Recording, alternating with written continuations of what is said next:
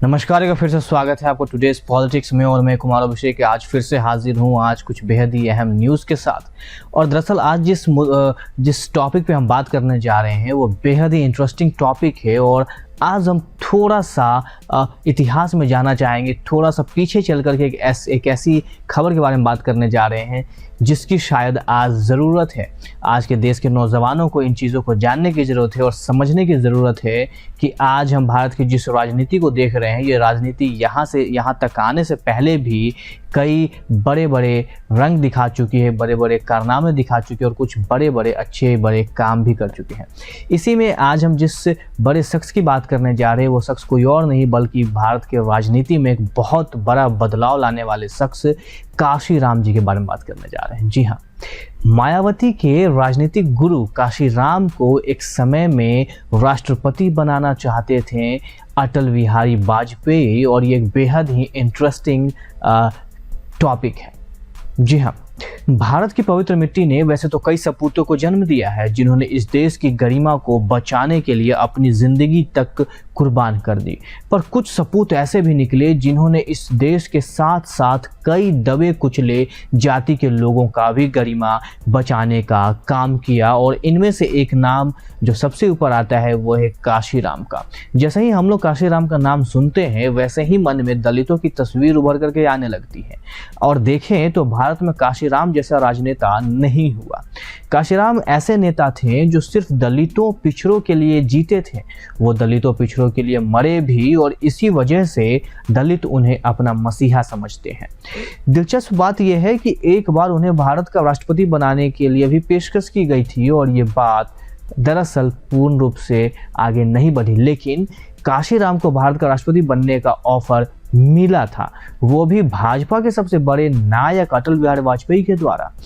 अगर इस बारे में हम आगे बताएं तो अटल बिहारी वाजपेयी ने उनके एक बार राष्ट्रपति बनने की पेशकश की थी, लेकिन काशीराम ने कहा कि वो राष्ट्रपति नहीं प्रधानमंत्री बनना पसंद करेंगे। काशीराम ने अटल जी से कहा था कि राष्ट्रपति बनकर के आप उन्हें चुपचाप अलग बैठा दीजिएगा, और वो ये मानने के लिए तैयार नहीं थे।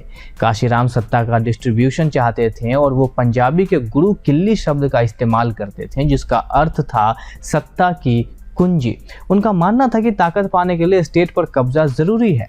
कांग्रेस के साथ जुड़े दलित नेताओं को वो चमचा नेता कहते थे जिनको अगर 5 सीट भी दे दी जाए तो वो खुश हो जाते थे। काशीराम का मानना था कि चुनाव लड़ने से पार्टी का जनाधार बढ़ता है और यही वजह है कि वह कभी इससे पीछे नहीं हटे।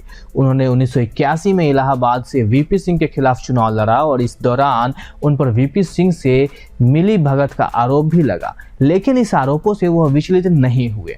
उन्होंने 1993 में एसपी के सहयोग से इटावा से लोकसभा चुनाव जीता और एसपी के साथ मिलकर के उन्होंने प्रदेश में सरकार भी बनाई। मुलायम सिंह मुख्यमंत्री बने, लेकिन 1995 में इन्होंने समर्थन वापस ले लिया और सरकार गिरते ही गेस्ट हाउस कांड हुआ जिसमें मायावती पर हमला भी हुआ, और तब काशीराम ने बीजेपी की मदद ली और बीएसपी की सरकार बनाई। वैसे काशीराम के बारे में आपको बता दें कि इनका जन्म 15 मार्च 1934 को पंजाब के रोपर जिले के एक गांव खवासपुर में हुआ था, और वो जिस परिवार में पैदा हुए थे वो पहले हिंदू धर्म के चमार जाति का परिवार था, लेकिन बाद में इस परिवार ने सिख धर्म को अपना लिया और उस दौर में पंजाब में हिंदू धर्म के पिछड़ी जातियों के कई परिवारों ने सिख धर्म अपनाया था। और इसकी मूल वजह यह बताई जाती है कि जितना भेदभाव हिंदू धर्म में पिछड़ी जातियों के लोगों के साथ होता था उतना भेदभाव सिख धर्म में नहीं था। बचपन से जवानी तक दलितों से भेदभाव होता रहा देख करके काशीराम में एक ऐसी चेतना की शुरुआत हुई थी जिसने उन्हें सिर्फ अपने और अपने परिवार के हित के लिए काम करने वाले सरकारी कर्मचारी के बजाय एक बड़े मकसद के लिए काम करने वाला राजनेता बनने की दिशा में आगे बढ़ा दिया।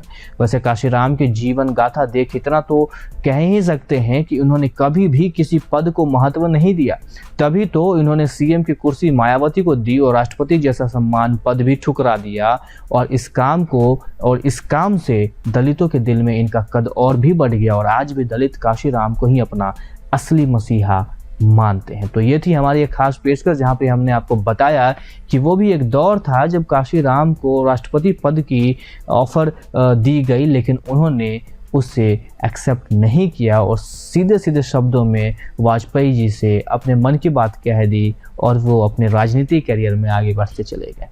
हम फिर से हाजिर होंगे ऐसे ही कुछ इंटरेस्टिंग न्यूज़ को लेकर के। देखते रहे हमारा न्यूज़ चैनल, और अगर आप हमें यूट्यूब पर देख रहे हो तो हमें ज़रूर सब्सक्राइब करें, साथ ही साथ अपने कमेंट्स भी शेयर करें। Thank you so much, keep watching today's for more news.